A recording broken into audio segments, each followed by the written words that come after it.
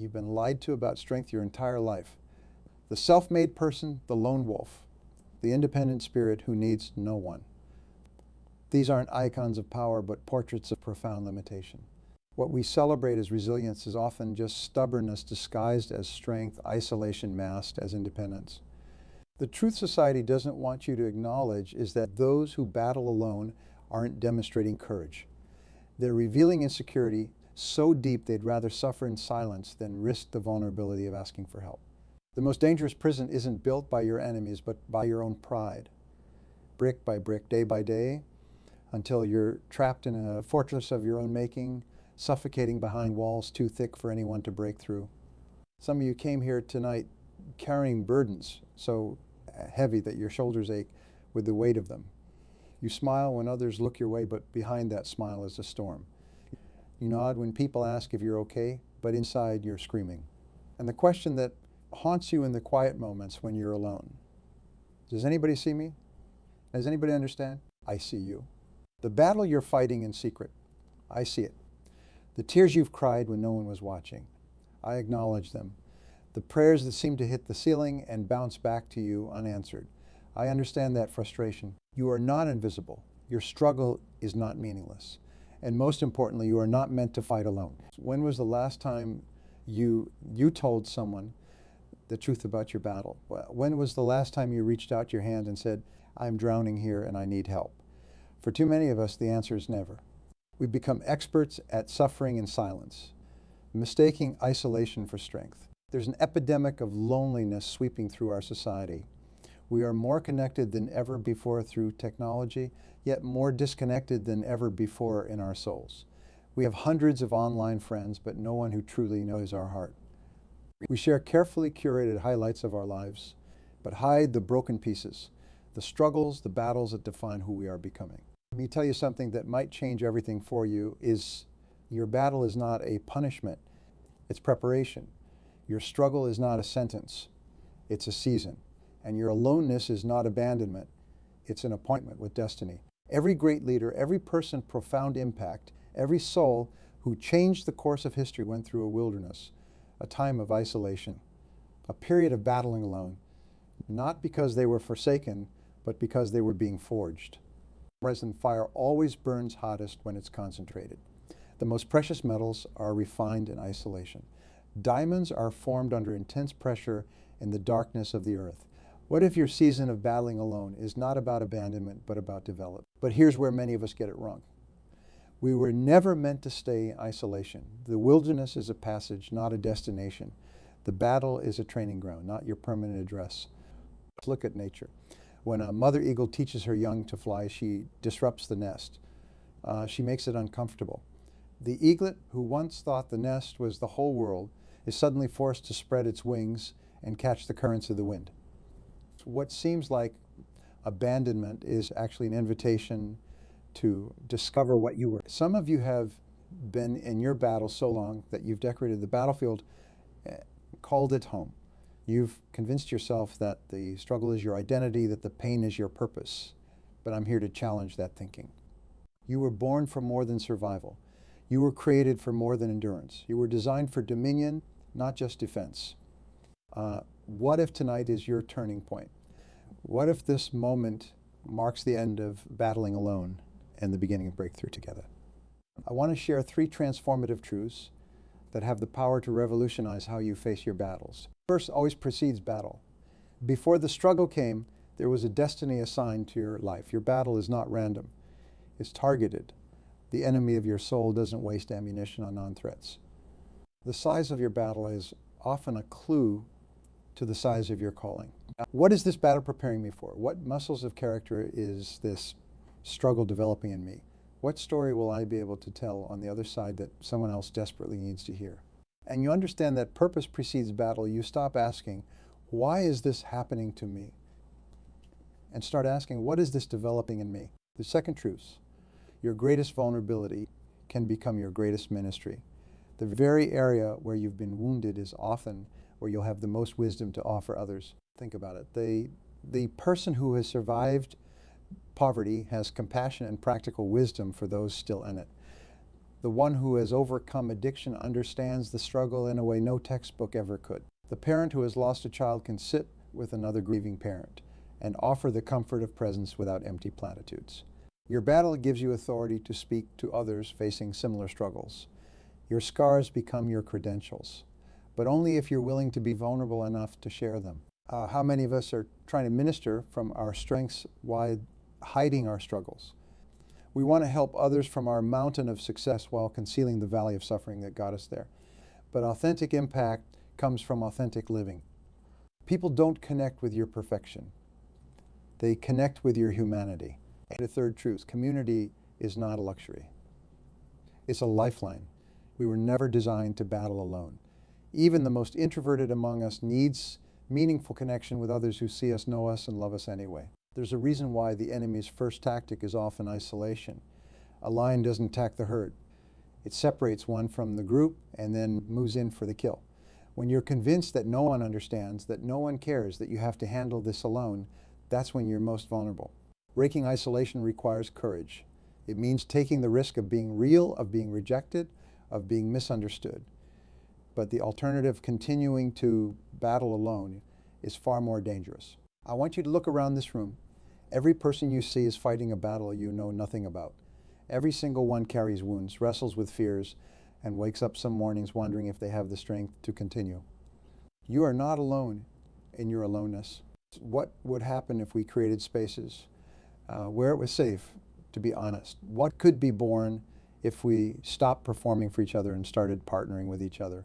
What battles could be won if we fought together instead of suffering separately? There's a story that changed my perspective on battling alone.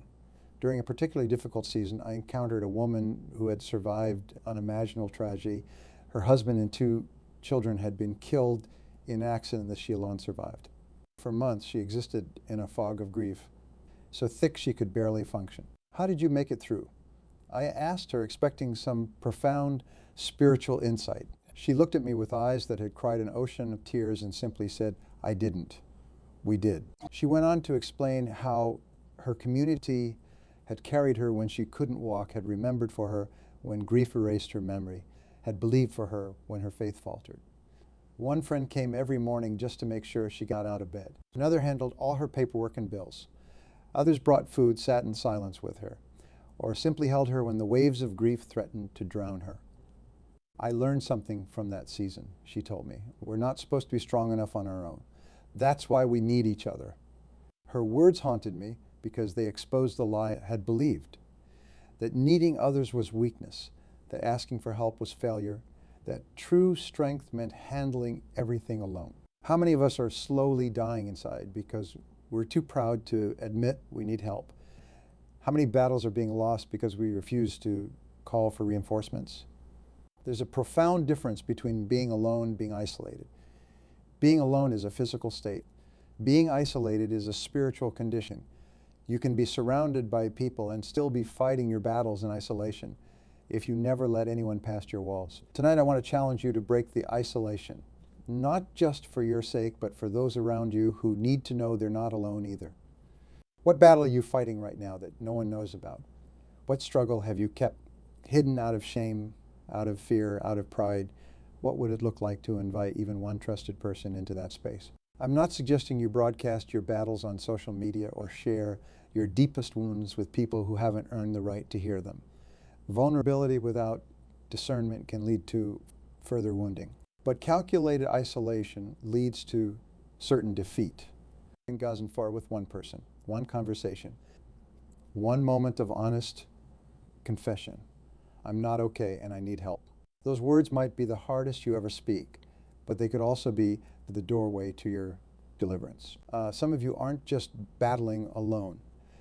You're living alone. You've built walls so high and so thick that no one can get close to you. You say it's for protection, but prison and protection can look remarkably similar from the inside. Every relationship carries risk. Every time you open your heart, you open yourself to potential pain. But a life without meaningful connection is not protection. It's punishment, self-imposed solitary confinement. So we fear vulnerability because we've been hurt before. Someone betrayed our trust. Someone used our openness against us. Someone saw our weakness and exploited it instead of supporting us. Those wounds are real and they matter. But allowing past hurts to determine your future connections means the people who wounded you are still controlling your life.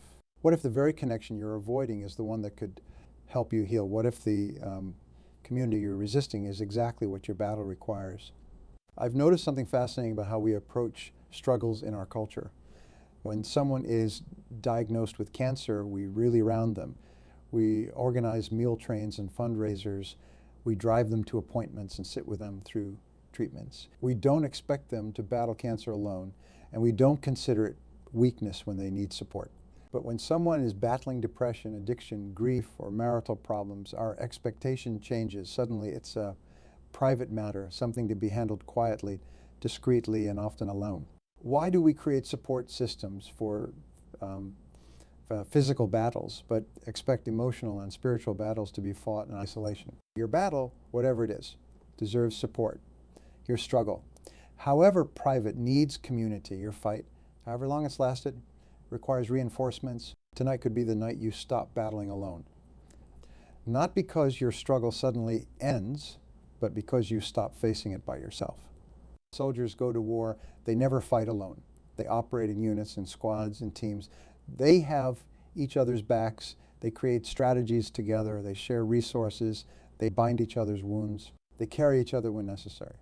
Why would your battle be any different? Some of you need to expand your definition of strength. Real strength isn't never needing help. It's having the courage to ask for it. Real power isn't absence of weakness. It's vulnerability in the midst of it. Real victory isn't winning alone. It's succeeding together. When you're honest about your battles, you often discover that your openness becomes permission for others to be honest about theirs. Your courage creates space for their confession. Your vulnerability validates their struggle. We've seen it happen countless times. One person bravely shares their battle and suddenly the room fills with me too. The isolation breaks not just for them, but for everyone who hears their story and recognizes their own reflection in it. You may feel like your battle disqualifies you from making a difference. The truth is your battle, when shared with wisdom and courage, might be exactly what someone else needs to keep fighting their own. Think about the people who have impacted you most deeply. Were they the ones who presented perfect, problem-free lives, or were they the ones who were real about their struggles, honest about their failures, and transparent about their journey? We don't connect with perfection. We connect with authenticity. We don't learn from those who have never fallen. We learn from those who know what it means to get back up again. Your battle, when properly processed and purposefully shared, becomes a bridge that others can walk across to find hope for their own struggle. But here's the essential truth. You can't share what you haven't first acknowledged. You can't offer others a path through the wilderness if you're still pretending you've never been lost. That's why battling alone is so dangerous. It's not just that isolation makes the fight harder, that isolation prevents your struggle from ever becoming service, your pain from ever becoming purpose. What if your battle isn't just about you? What if the wisdom you're gaining, the character you're developing, the strength you're building is meant to become a resource for others? I believe every battle has the potential to benefit more than just the one fighting it. Your struggle can become a source of strength for countless others, but only if you're willing to break the isolation and share both the fight and the insights it's teaching you. This doesn't mean you announce your battles prematurely or process your pain publicly before you're ready. Timing matters.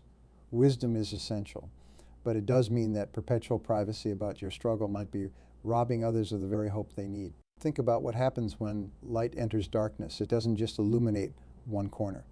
It spreads. When you share your battle, your real battle, not the sanitized version, you're not just exposing your own pain, you're shining light into other people's darkness. I've seen lives transformed not by polished presentations, but by honest admissions.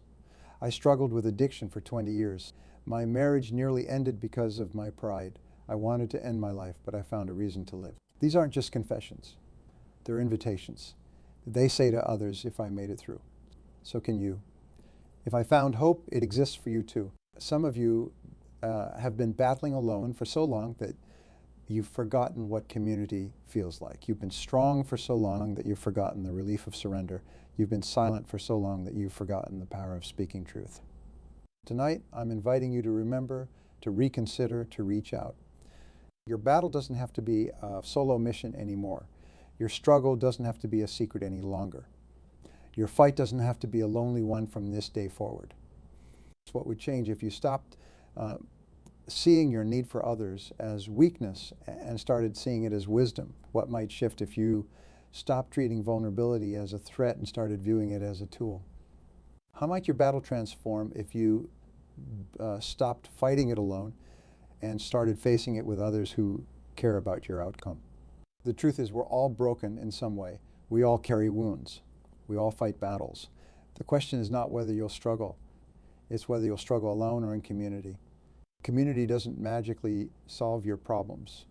Connection doesn't instantly end your battle. Vulnerability doesn't immediately heal your wounds, but isolation guarantees that your struggle will be harder, longer, and more painful than necessary. Community provides perspective when your vision is clouded by pain. Connection offers strength when your resources are depleted. Vulnerability creates space for healing that secrecy never can. So where do you start? How do you break the pattern of battling alone if it's all you've ever known? Begin with honesty, first with yourself.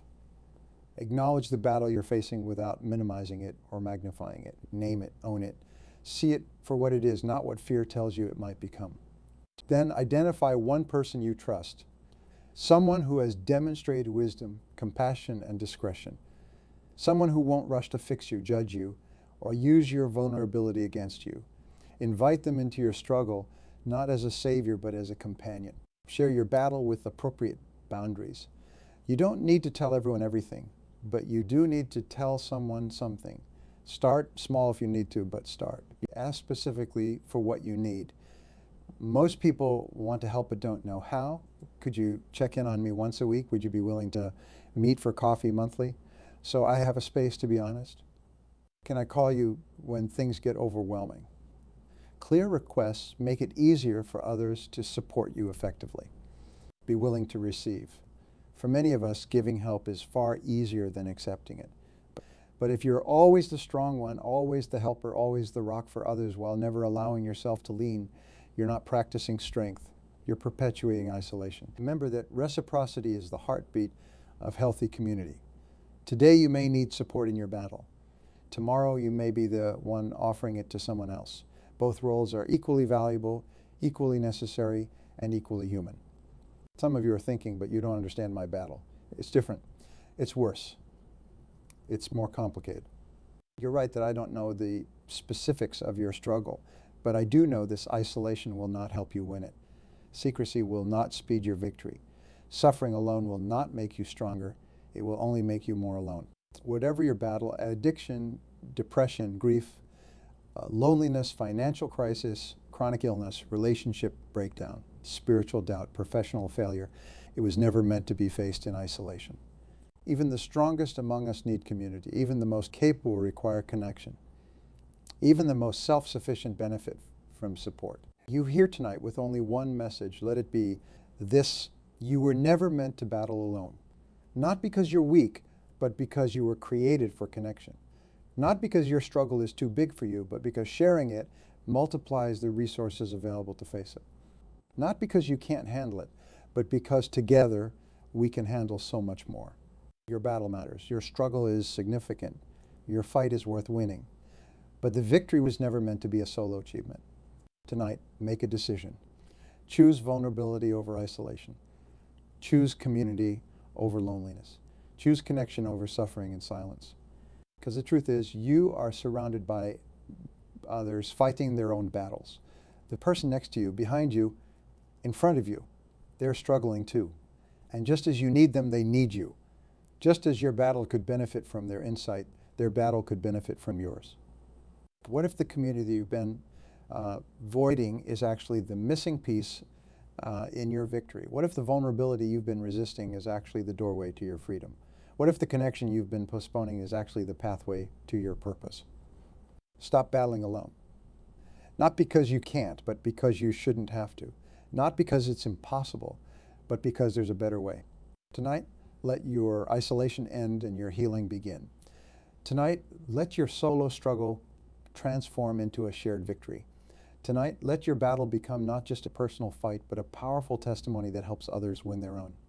You are seen, you are valued, you are needed, and you are not alone, not anymore. The battle you're fighting matters too much for you to fight it by yourself. The victory that awaits you is too important for you to pursue it in isolation. The purpose being formed in you through this struggle is too significant for you to develop it alone. Reach out. Speak up. Let someone in. Your battle doesn't have to define you, but how you choose to fight it will. Will you continue the exhausting work of struggling in silence, carrying burdens alone, and fighting unseen enemies without support? Or will you embrace the power of community, the freedom of vulnerability, and the strength that comes from fighting together? Choice is yours, but remember, and you were never meant to battle alone, and from this moment forward, you never have to again. Some battles do require seasons of solitude, times of private wrestling, personal reflection, and individual growth.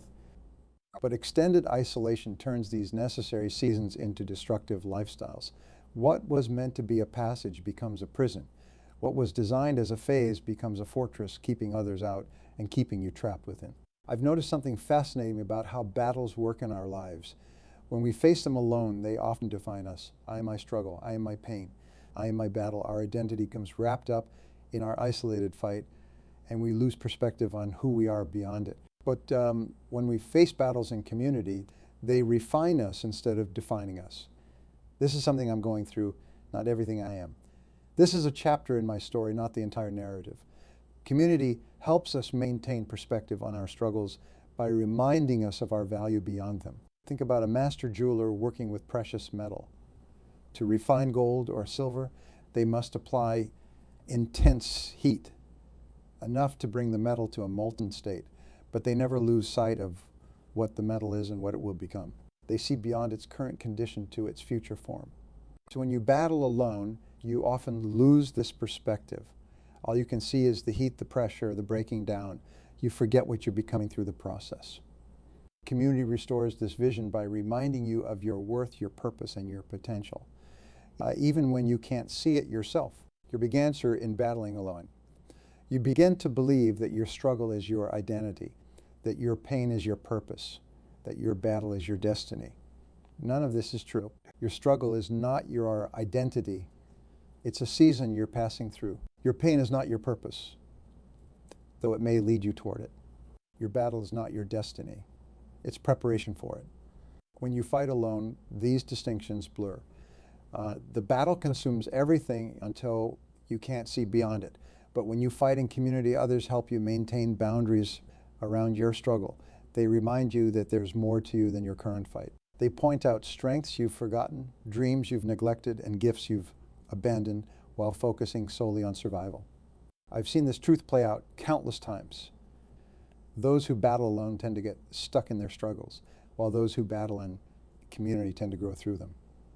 That's it. Why is this? Because isolation limits your perspective to what you already know, what you already believe, what you already feel. But community introduces new perspectives, challenges limiting beliefs, and offers emotional support when your own resources are depleted. Isolation keeps you focused on the problem. Community helps you discover purpose within the problem. Isolation magnifies your weaknesses. Community reminds you of your strengths. Isolation convinces you the battle will never end. Community assures you that no season lasts forever. Some of you have convinced yourselves that your battle is too unique for others to understand, too complex for others to enter, too shameful for others to accept. This thinking isn't humility. It's a form of pride that elevates your struggle to a status beyond human comprehension and connection. The truth is, while your specific circumstances may be unique, the core human experiences within them are universal. Fear, grief, shame, doubt, loneliness, failure. These are territories we all visit. The details differ, but the emotional landscape is familiar. This means that even someone who hasn't experienced your exact situation can still offer meaningful companionship on your journey. Others resist community because of negative past experiences. Perhaps you've tried to share your battle before and were met with dismissal instead of understanding, judgment, instead of compassion, or simplistic solutions instead of supportive presence. Those experiences are painful and they matter, but they don't have to define your future attempts at connection. Just because some people responded poorly to your vulnerability doesn't mean everyone will. The right community, even if it's initially just one trusted person, can make the difference between merely enduring your battle and actually growing through it. Here's a truth worth considering. Battles reveal what we truly believe, not what we say we believe. When life is comfortable, it's easy to espouse lofty ideas about trust, purpose, resilience, and community. But when the battle comes, when the diagnosis arrives, when the relationship fractures, when the dream dies, that's when our true beliefs emerge. If you believe at your core that you're ultimately alone in the universe, your natural response to battle will be isolation. If you believe that vulnerability equals weakness, your instinct will be to hide your struggle. If you believe that your value comes from your strength, your tendency will be to deny your need for others. So what if those beliefs themselves are part of what needs to be transformed through your battle? What if your belief in isolation is actually a prison, not a protection? What if your equation of vulnerability with weakness is actually a lie, not a truth? Your greatest victory might not be over your circumstances, but over the isolation in which you've been facing them. Your biggest breakthrough might not be a change in your situation, but a change in your approach to it, from battling alone to fighting alongside others who care about your outcome.